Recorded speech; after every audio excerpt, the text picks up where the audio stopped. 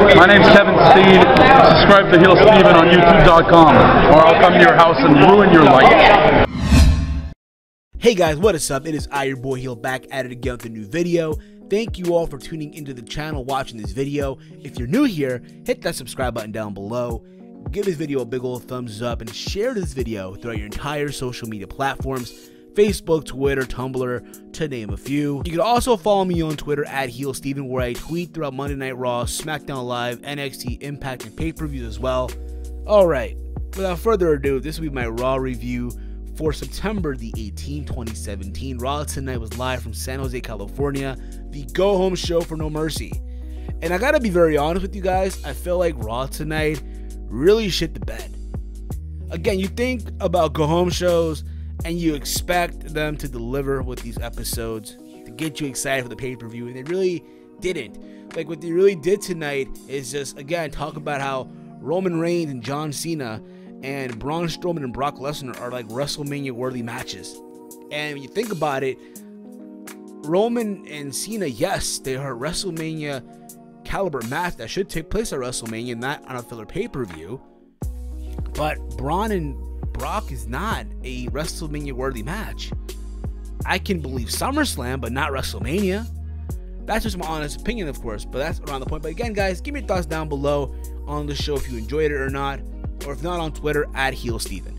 So the show kicked off with the video graphic honoring Bobby the Brain Heenan, as rightfully so, and then we kicked off to the arena where Kurt Angle is literally in the ring. He talks about how he's excited for No Mercy, 6 days away. And he literally puts over John Cena and Roman and Braun versus Brock, as again, both being WrestleMania worthy matches. But again, I just don't see it that way. Take it for what it's worth. And then Miz comes out with the Miztourage, and Angle's literally happy to see him, congratulating him on becoming a father. And then the Miz pretty much tells him to save his well wishes, because week after week he holds the show up. He's an Aftermath, their biggest star, and this is the second pay-per-view in a row where the Intercontinental Championship will not be defended. And then Angle makes a fatal 4-way #1 contenders match for tonight, to which The Miz says, you want to give literally a back guitar player and Elias and the Hardys a shot, great, but there are countless superstars more deserving than Jason Jordan. When you think about it, it's true. And then Miz puts over Curtis Axel and Bo Dallas. And then Angle's like, fine, you know what? I'll make it a six-pack challenge. So we're getting Elias, Jason Jordan, Matt, Jeff Hardy, and Bo Dallas and Curtis Axel in a six-pack challenge where the winner gets a shot at The Miz and No Mercy. But that's not all. Miz also went into savage mode on Kurt Angle, calling him a deadbeat father, a failure, and he promises that when Miz becomes a dad, he will not be like Kurt Angle. You kind of get the idea, right? And then Jason Jordan comes out all mad and furious, right? And he goes off. He literally goes after The Miz and the Miztourage here. And then backstage, you have Kurt Angle trying to calm down his son, telling him what he did was not right, because you can't go on and attack everyone that talks shit about Jason Jordan, because Jason Jordan's like, hey, listen, I know everyone's talking bad about me, okay? I get it, I'm your son, but everyone's talking bad about me. I got to do something about it. And then Angle tells him, hey, sometimes the best strength is not to fight back. And if you want to get your point across, you know, win the six-pack challenge tonight and then go on to No Mercy and beat The Miz for the Intercontinental Championship. Again, I'll be very honest, I'm not really big into this feud. I still feel that Jason Jordan doesn't deserve the opportunity just yet. Like, don't get me wrong, it'll happen eventually, but I don't think he's ready right now. I would have loved to see him in a singles feud first, non-title, and then build up to the Intercontinental Championship. That's just my honest opinion, of course, but take it for what it's worth. And then we had Alexa Bliss versus Nia Jax to kick off the show. The match for what it was, where, hey, Alexa was getting her ass kicked by Nia. She tries to escape. Out comes Sasha Banks to prevent her from escaping. And then Alexa runs back to the ring, gets literally blocked by Nia Jax, where Nia just beats her with a 1-2-3 with the Samoan drop. So Nia Jax pins the champion here, right? And then you see Sasha trying to get into the ring. She gets attacked as well by Nia Jax.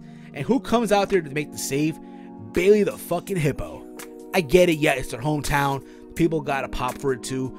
And literally after that, there was a triple team between Bayley, Alexa, and Sasha against Nia Jax, which they delivered. And then after that, you have Sasha and Bayley embracing in the ring. There's a moment where they hug, and I'm like, okay, Bayley's about to belly-to-belly suplex Sasha Banks here. Great. Heel turn. Nope, didn't happen. Instead, they both went out there and beat up Alexa Bliss. And then later on in the night, we find out that the Fatal 4-Way at No Mercy for the Raw Women's title will now be a Fatal 5-Way. Oh boy, amazing. A Fatal fucking 5-Way to crown the Women's Champion. So Bayley's out of the match. I'll be honest, I don't agree with it. Doesn't make sense. At the same time, I still feel that Alexa Bliss will walk out still the champion. And I do see Emma in the pinfall. So that doesn't change at all.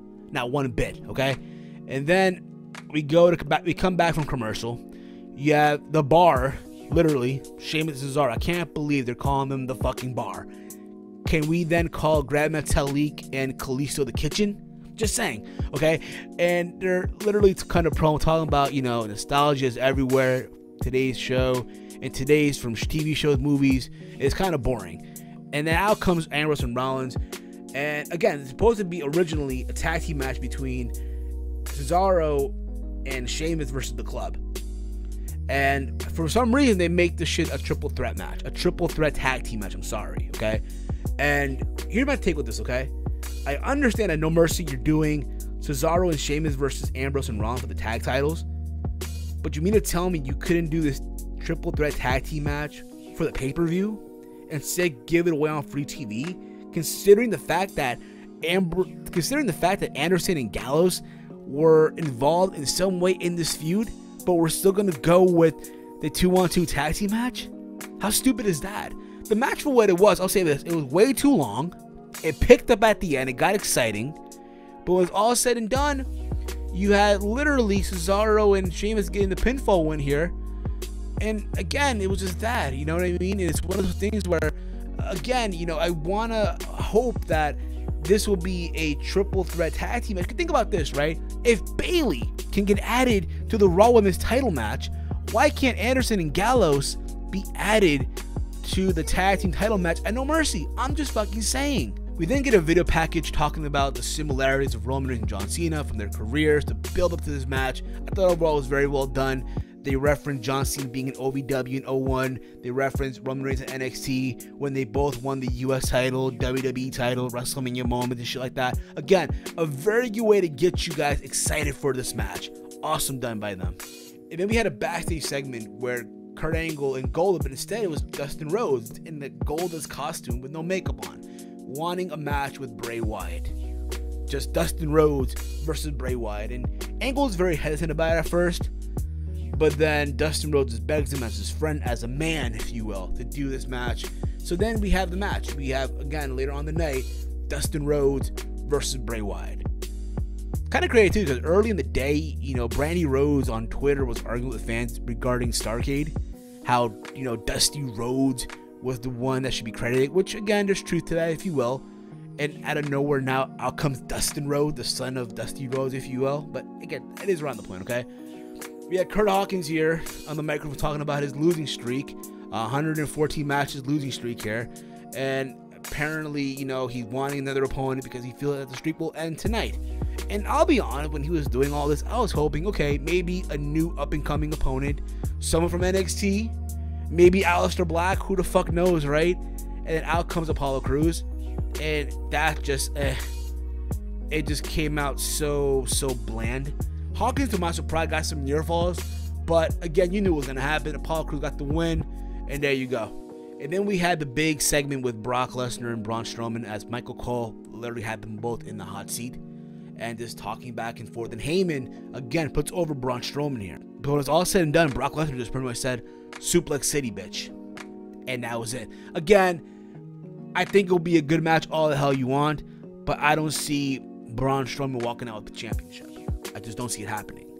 Again, they're doing all this to get you hyped up because, oh my God, Brock for once the underdog. But reality is, we all know it's not true. The idea is that, hey, Braun Strowman put Brock into a corner. And reality is here, okay, what will Brock do? We all know what's going to happen. Come on. Think about this, right? Wasn't Brock put into a corner at Great Balls of Fire against Samoa Joe? And what happened then? I'll wait. And then we had the big dog Roman Reigns making his entrance here. And he literally, again, this was his moment to, again, get the heel behind him in a way. finally get the final blow because Cena wasn't there. And then Roman's like, hey, y'all think I'm John Cena, but does he look like a jacked up white guy with a giant head and a military crew cut? If that was the case, he wouldn't have a career. And if you don't believe him, ask Alex Riley. Which got everyone going, oh, because again, there was some heat back then with Alex Riley and John Cena. It is what it is. And they played a video package where John Cena was going off on The Rock back in 2012. And Roman Reigns then said, hey, you know what? You're going to lose to another Samoan at No Mercy, and he'll see John Cena this Sunday, movie star, and just walked away. Again, for what it was kind of like, oh, but reality is this, okay? It came off a little flat to me. I'm just not convinced still. Again, it'll be a good match all you want, but as far as the build-up for Roman Reigns' part, it just felt flat. Like, Cena just literally destroyed Roman on the mic. Even when Cena not being there, you think, okay, Roman would have something going. But again, for me, Roman Reigns, when it comes to his mic work, again, it's not the best. But I feel like, again, less is good with him. Less is good. And I feel like they should definitely consider that going forward. Then had Bray Wyatt versus Dustin Rhodes. The match, for what it was a short match. You thought for a minute, hey, Dustin Rhodes, because he was so offensive in this match, was going to get the win here. But no, Bray Wyatt then after that hits the Sister Abigail for the 1, 2, 3. And there you go. And then from there, we get pretty much Finn Balor on the Titantron and begin telling a story to Bray about a little kid who was alone and different with books about mythology. Eventually, the boy became a man and discovered a way to control his pain, anger, and rage, manifesting it just like the gods, just like those gods and monsters in those books. The man created a demon, and now he wants to ask a very important question. If the demon is a creation of the man, which one is more dangerous? At No Mercy, he's going to find out. Again, we're getting now, not the demon Finn Balor, we're getting just regular Finn. A guy that lost to Bray Wyatt a couple weeks ago before SummerSlam. It is what it is, okay? You get a video package showing about Bobby Heenan with tweets for people that tweeted regarding the death of Bobby Heenan. Again, at the overall was very well done by WWE's part. And then we go back from commercial break. It is Enzo Amore walking to the ring, just being him, and then gets literally attacked by Braun Strowman. And everyone goes crazy, like, thank you, Braun, thank you, Braun. Even for myself included, like, I was happy as all hell. Anytime that Enzo Amore gets his ass kicked, I am happy. Literally, I am fucking happy. And then Neville comes out and does the red arrow on Neville. And I was like, one more time, Neville, one more fucking time. Because again, anytime Enzo Amore gets attacked or beat up, it's a smile on my face. Believe me, okay? Seriously. And then we had Neville versus Grand Metalik. I thought the match, for what it was an okay match. Somewhere in this match, Neville tried to rip Grand Metalik's mask, but it was all said and done. Neville got the win with the Reigns of Saturn, and there you go. And again, just giving Neville some momentum, because you need to give Neville some momentum as well. Okay? But apparently tomorrow on 205 Live, there will be a face-off between Neville and Enzo Amore. Six-pack challenge for the number contendership spot for the Intercontinental Championship. We had Bo Dallas, Curtis Axel, Elias, Jason Jordan, Jeff Hardy, Matt Hardy. Before the match took place, though, the Drifter, Elias here, cut a promo with his guitar here, singing a song about San Jose and how people should be ashamed, what have you. I thought it was cool. Okay, the match, again, for what it was an okay match. Just out of control chaos, obviously. Everyone got their spots in, of course. There's a moment where Elias, like, literally just hopped off the top turnbuckle. For someone this size, I thought that was amazing. Okay, like, holy crap, awesome. And we saw the Hardy Boys go at it. I was hoping that we'd see Bo Dallas and Curtis Axel go at it, but no. The Miz was at ringside. He, somewhere in this match, took out Jason Jordan. And was all said and done, Jason Jordan got the win here after pinning, I want to say, Curtis Axel for the 1, 2, 3. And after this, the Miz comes into the ring. There's a stare down between him and Jason Jordan. And obviously after this, Jason Jordan goes into literally do like more suplexes on the Miz, belly to belly suplex, that is. And then the Miz starts come out and attack Jason Jordan. And you have the Miz hit the Skull Crusher finale on Jason Jordan to close the show. Again, giving Miz momentum as well. Even though, again, I'm not big on the match. I hope Miz retains, but that's just me, of course. Overall, again, Raw, I gotta be honest, shit the bed. Give me your thoughts down below in the comment threads of this video. Your thoughts on Monday Night Raw tonight, if you enjoyed it or not. Follow me on Twitter at HEELSTEVEN. Make sure to like all my videos, and as always, hate, comment, and subscribe. And until next time, it's your boy Heel. And remember, it's wrestling and whatever.